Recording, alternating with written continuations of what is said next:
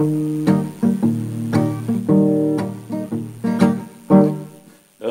Maria, gratia plena, Dominus tecum, benedicta tu in mulieribus, et benedictus fructus ventris tui, Iesus. Santa Maria, Mater Dei, ora pro nobis peccatoribus, nunc et in hora mortis nostrae. Ave Maria. Alléluia, Alléluia, Alléluia, Alléluia, Alléluia, Alléluia.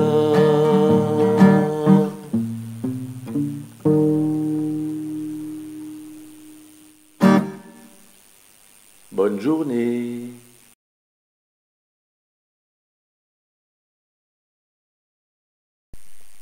Au nom de l'amour du Père, de la paix du Fils et de la joie du Saint-Esprit, ainsi soit-il. Alors, cher Père, chers frères et sœurs, chers amis et nouveaux amis, aujourd'hui, 22 juillet, eh bien, nous allons fêter Sainte Marie-Madeleine. Voilà une sainte que j'ai beaucoup en affection. Et aujourd'hui, je voudrais faire la surprise à vous tous de petites révélations qui, à mon avis, ne sont pas données dans l'Église désacralisée et que je vous fais l'honneur de connaître en priorité.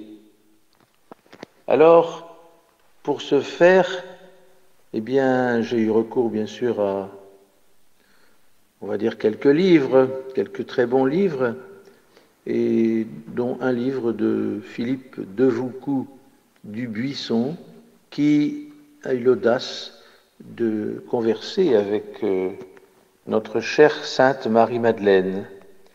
Et donc, nous aurons à découvrir plusieurs petits épisodes. J'en ai retenu 5 épisodes, qui risque bien sûr, peut-être, et je l'espère, non seulement de vous surprendre, mais de vous réjouir le cœur. Alors voilà, je prendrai donc la voix de Philippe, qui était un privilégié pour être à la rencontre de Sainte Marie-Madeleine et qui s'occupait du sanctuaire de la Baume en France, le sanctuaire où a vécu Marie-Madeleine. Amen. Alors, bonjour, chère Marie-Madeleine, et merci d'être avec nous aujourd'hui.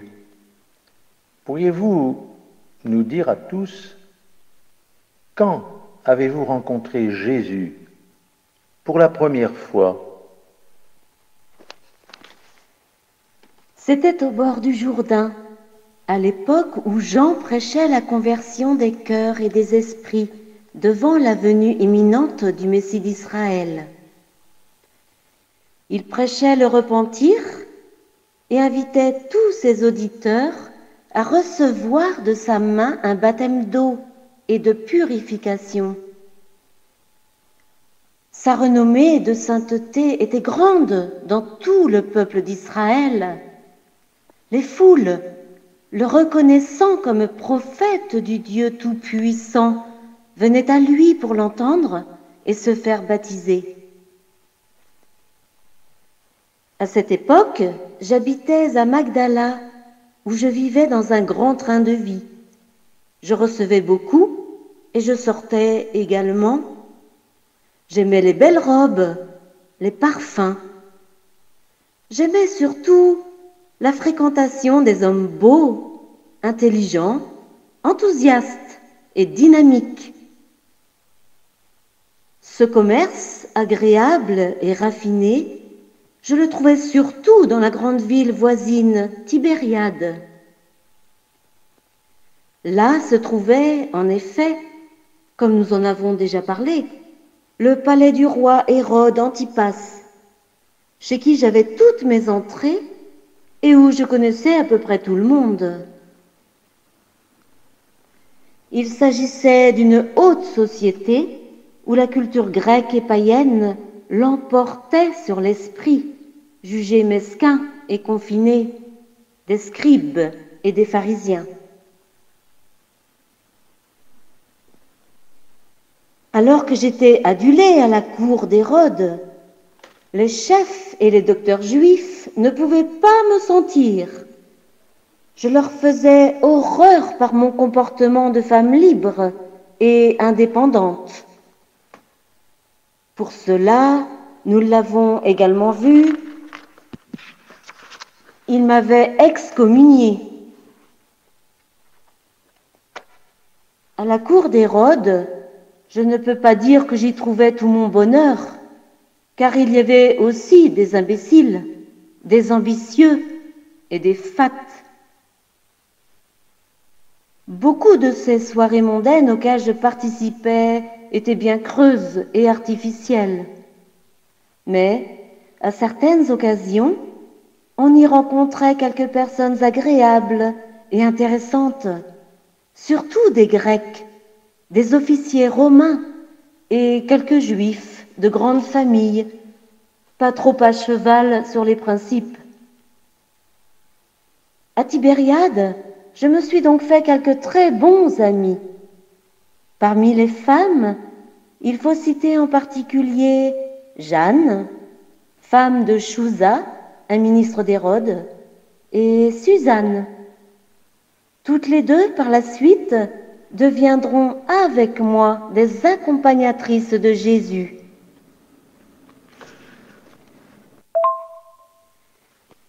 C'est à l'occasion d'une de ces grandes soirées au palais qu'on se mit une fois à parler de ce nouveau prophète qui avait surgi au sein du peuple d'Israël et que l'on appelait Jean le Baptiste. Une invitée déclara qu'elle l'avait vu au bord du Jourdain, au gué qui se trouve non loin de la ville de Jéricho, et par lequel sont obligés de passer tous les voyageurs et les nombreuses caravanes venant de l'Orient, afin de monter ainsi à Jérusalem. Elle fit rire toute l'assemblée lorsqu'elle entreprit de nous décrire le personnage, une sorte de sauvage venu d'un autre monde. Il n'avait pour habit qu'une peau de bête qui recouvrait son pauvre corps extrêmement maigre. Sa chevelure et sa barbe recouvraient abondamment ses frêles épaules. On disait qu'il vivait seul, dans le désert, ne se nourrissant que de miel sauvage et de sauterelles. Ses yeux étaient brillants et quelque peu hagards au fond d'orbites saillantes. Certains disaient qu'il avait fréquenté pendant de longues années ces fameux moines esséniens qui s'étaient retirés loin du monde au bord de la mer Morte. Mais malgré son apparence frêle et fragile, il avait une parole de feu. On venait tout exprès et de très loin pour entendre ses discours enflammés.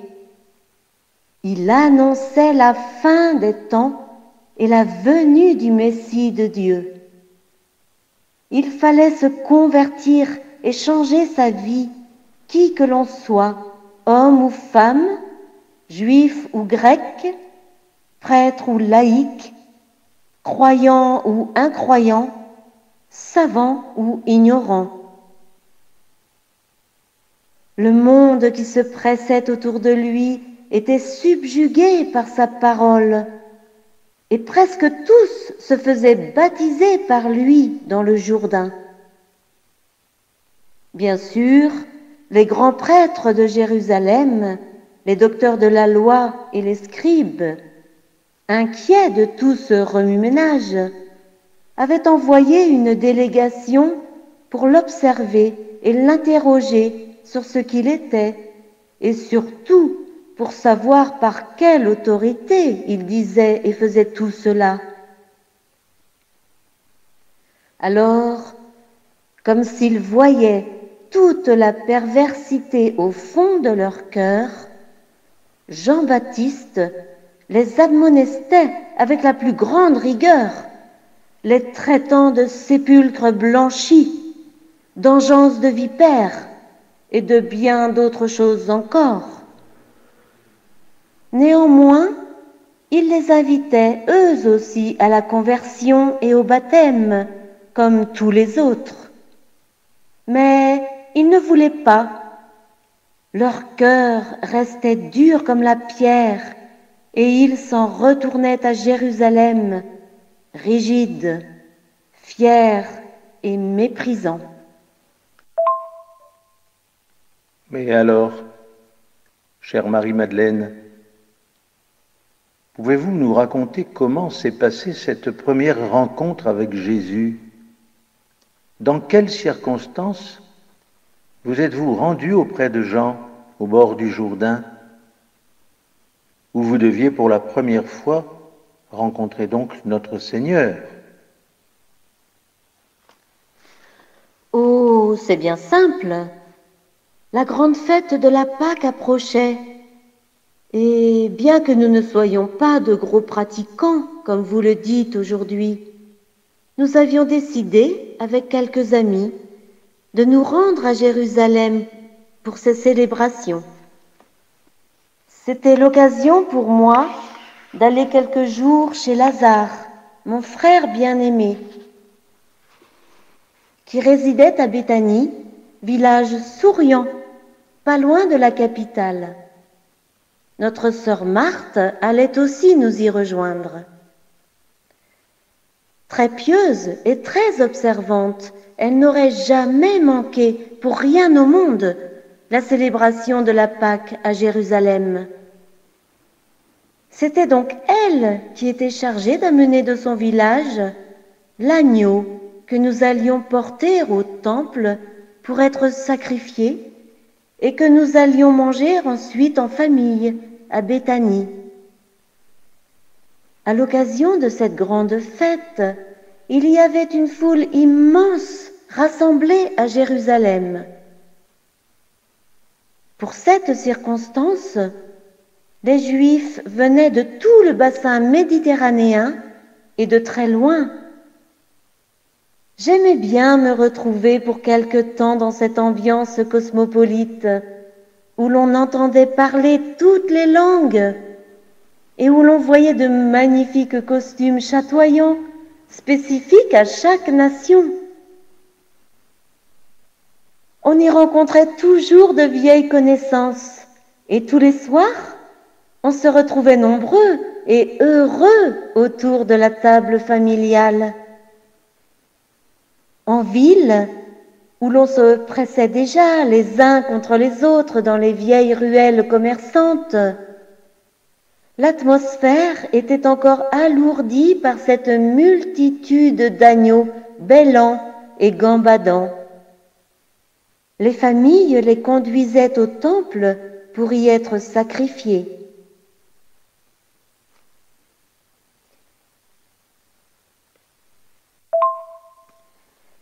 Il régnait dans toute la ville une odeur sauvage, âcre et forte, comme si on se trouvait dans une bergerie.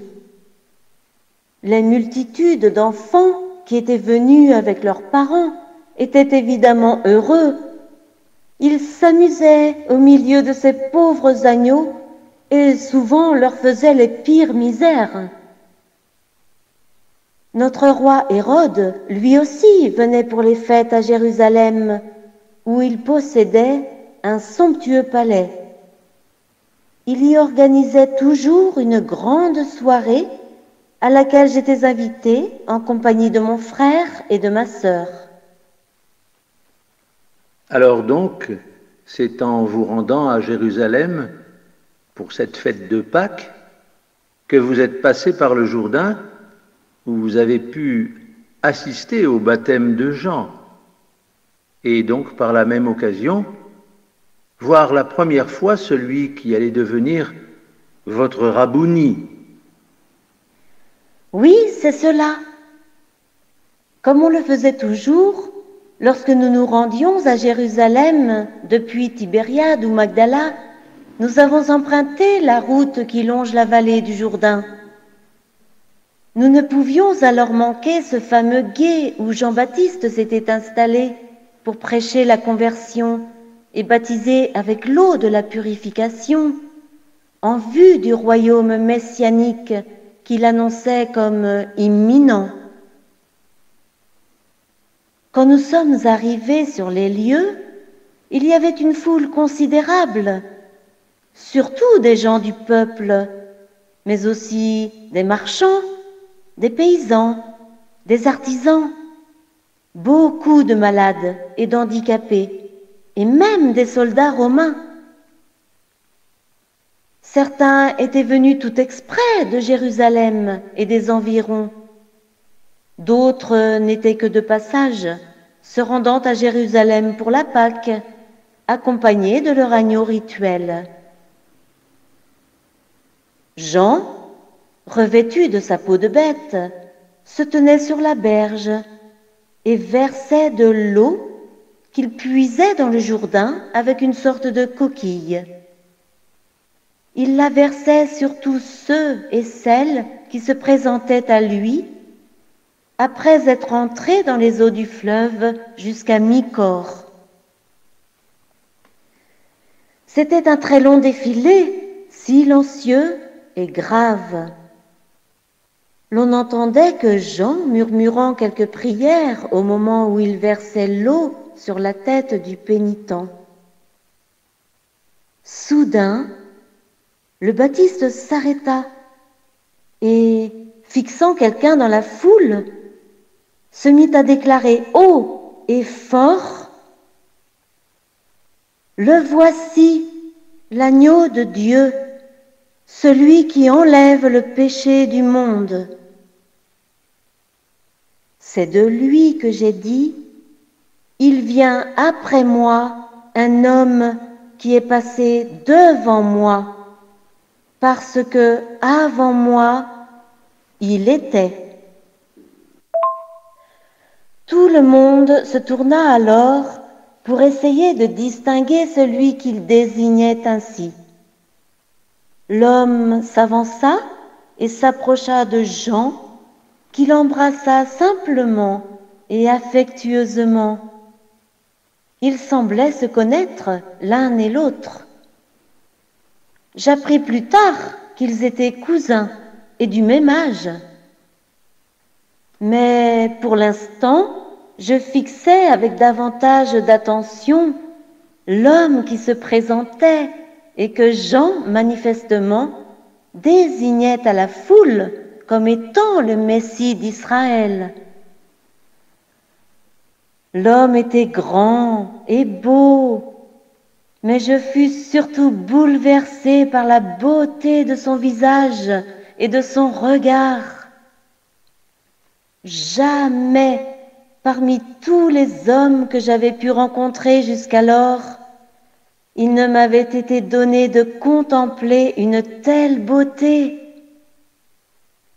Beauté indéfinissable, indescriptible, parce qu'à travers un tel visage et un tel regard, on discernait une immense bonté, une immense douceur et surtout une extraordinaire pureté que rien ne pouvait ternir.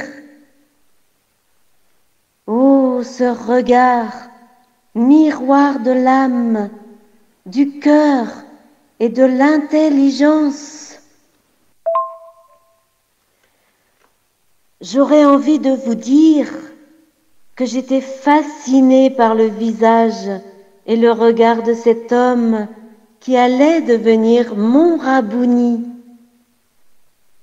Le terme n'est toutefois pas tout à fait adéquat, car je ne ressentais en moi aucune paralysie, aucun anéantissement, mais plutôt une immense confiance, une immense paix et un immense enthousiasme. Devant tant de pureté, c'est l'enthousiasme qui se réveille soudainement en vous, vous libérant de tout poids et de toute retenue liée aux forces négatives de l'égoïsme et du péché.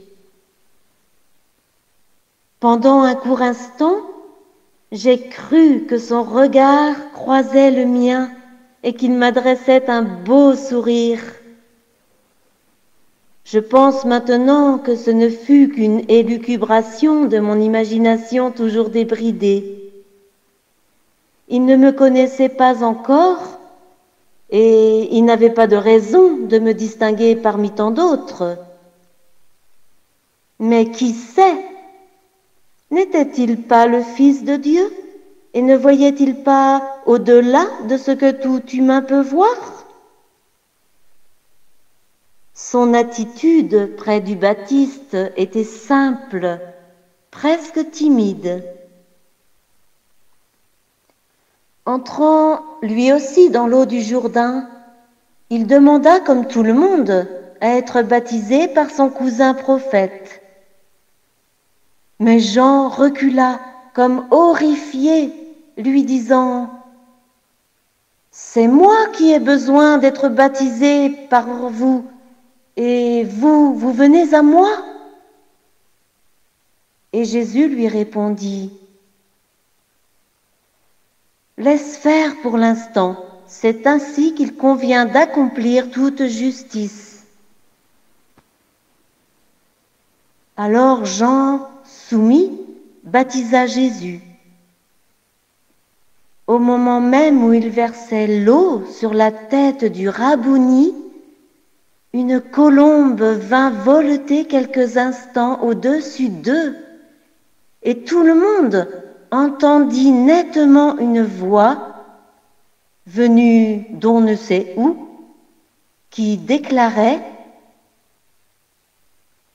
Celui-ci est mon Fils bien-aimé, qui a toute ma faveur. »